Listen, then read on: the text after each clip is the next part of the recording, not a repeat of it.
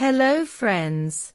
Today we are going to learn main parts of a tree and its uses. These are roots. Roots hold the tree in place and absorb water and nutrients from the soil. This is trunk. It supports the branches and leaves and transports water and nutrients between the roots and the leaves. These are branches. These grow out from the trunk. They hold the leaves and help the tree spread out to catch sunlight.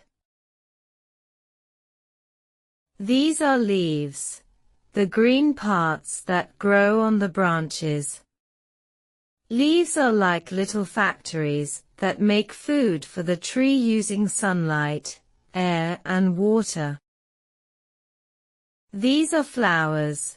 Many trees produce flowers, which can turn into fruit or seeds. Flowers help trees reproduce.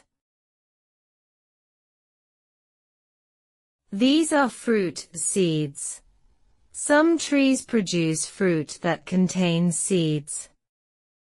These seeds can grow into new trees. Each part of the tree has an important job to help it grow and thrive.